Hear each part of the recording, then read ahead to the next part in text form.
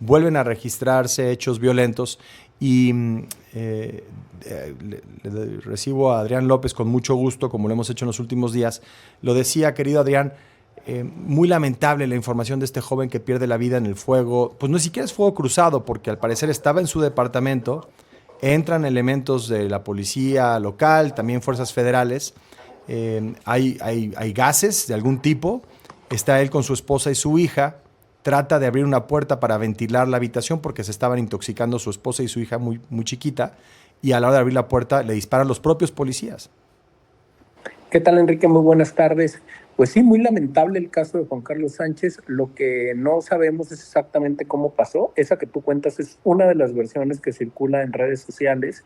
La otra versión de gente cercana a él es que él estaba en su negocio bastante cerca de ahí. Cuando se detona la refriega, intenta ir por su esposa y por su hija, y que en esa dinámica, pues no sabemos si alcanza a llegar al departamento o no, etcétera, pues es que resulta eh, eh, herido de muerte. Y bueno, tenemos esas dos versiones, digamos, más instaladas en redes sociales.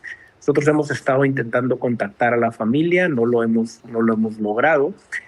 Hoy le cuestionamos al gobernador sobre ese tema en la conferencia semanera y dijo que la FGR ya lo investigaba el caso, que ya lo había traído, que el papá de Juan Carlos ya se había presentado a declarar, pero como no era testigo presencial del hecho, pues que tenían que esperar a que la esposa declarara.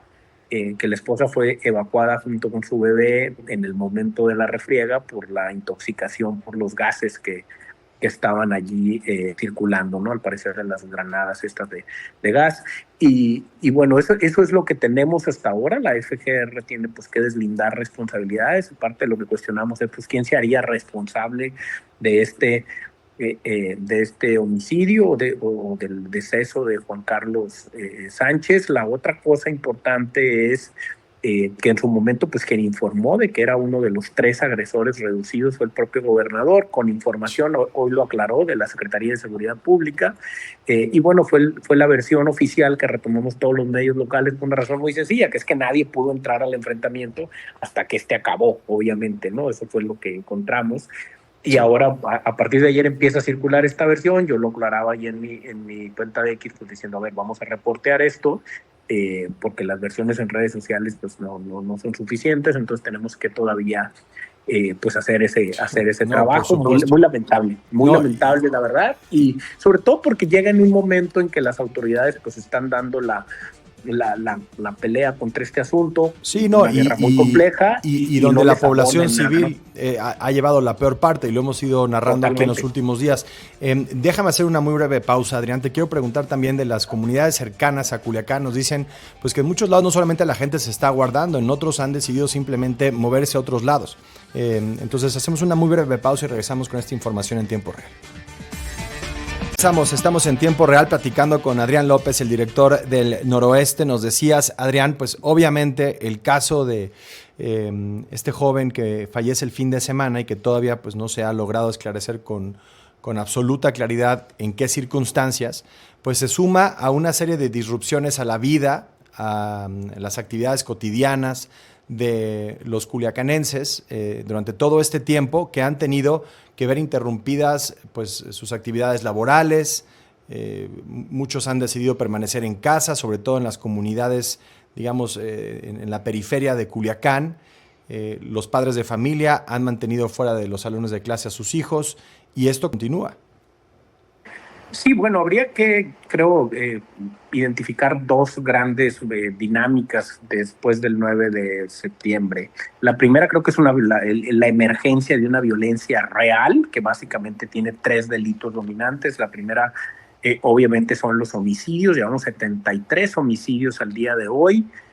Y eso significa un crecimiento de 270% con respecto al promedio diario que teníamos antes de la ola de violencia. Entonces sí es un cambio de situación relevante en los homicidios. Más o menos lo mismo sucede con las privaciones de la libertad, que es el otro delito que se acerca muchísimo al de los homicidios y que tiene hasta ahorita 68 privaciones oficiales, o sea, con denuncia en la fiscalía. Sin embargo, revisando las fichas de la Comisión Estatal de Búsqueda, junto con las del colectivo Sabuesos Guerreras, que es un colectivo muy relevante aquí de Culiacán, nosotros tenemos ya contabilizadas 81 fichas del 9 de septiembre para acá. Esto es comprensible porque no necesariamente todos presentan denuncia. Y el tercer delito, pues es el robo de auto, que ya vamos en 99 en estos 15 días, y que bueno, es un delito que genera, si bien es patrimonial, genera mucho miedo, pues porque todos vemos el video donde bajan a alguien de su coche y el riesgo y el miedo y lo que eso genera, ¿no? Entonces digamos que esa es como la violencia real, y por el otro lado está pues el miedo, la psicosis y todo lo que genera esta violencia de parálisis, etcétera. Y bueno, la ciudad venía más o menos recuperándose viernes y sábado. El sábado sucede esto en Tres Ríos, que vuelve a asumir otra vez, nos mete a todos en imágenes de la balacera, de la violencia, y por la zona, por la duración, pues genera muchísimo miedo. Yo vivo cerca de ahí, estuve escuchando el helicóptero, los sobrevuelos de las Fuerzas Armadas hasta entrada la noche, y bueno, pues no es algo con lo que te quieres ir a dormir. Y por el otro lado está algo que parece menos visible, pero que está allí, es que las comunidades rurales del sur de Culiacán, de Lota, de San Ignacio, de Cozalá, pues de Concordia sobre todo, pues que han generado desplazamiento forzado. Sabemos que Lota, por ejemplo, creo que son los municipios más afectados, sigue sin poder retomar clases desde que esto empezó. Ayer volvió a anunciar el ayuntamiento eso.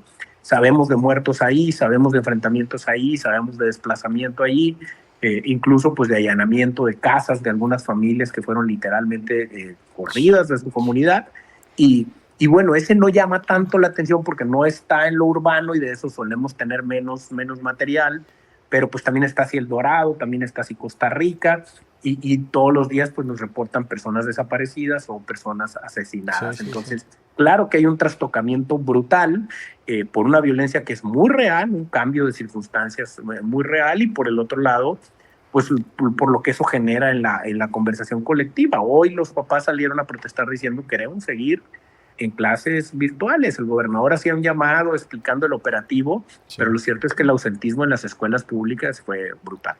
Adrián, buenas tardes, te saluda Fernanda Caso. Justamente sobre eso te quería preguntar, sobre pues las actividades cotidianas, ¿no? En realidad los niños no están asistiendo a las escuelas en la región en estos días. ¿Cuánto tiempo llevan ya sin asistir a las escuelas? Incluso las escuelas se están abriendo o no, los maestros están presentes. Y pues lo mismo con las actividades laborales, es decir, ¿cuál es la dinámica que se vive en el día a día en este momento? El gobierno, la Secretaría de Educación Pública reabrió las escuelas desde la semana pasada en términos oficiales, y generó un operativo para resguardar las escuelas con la Policía Estatal y con la Policía Municipal en Culiacán, pero ha sido difícil porque por un lado los maestros no quieren ir, la misma sección del sindicato local ha dicho pues que no hay condiciones, y por el otro lado los papás tampoco están llevando a sus hijos. Estoy hablando de la educación pública, pero por el otro lado las escuelas privadas se habían mantenido virtuales hasta el viernes, que anunciaron que regresaban hoy, y pues no regresaron. La verdad es que todo el mundo, con los hechos del sábado, ayer empezaron a notificar a los padres de familia que no retomarían actividades, que seguirían presenciales, que seguirían en términos virtuales.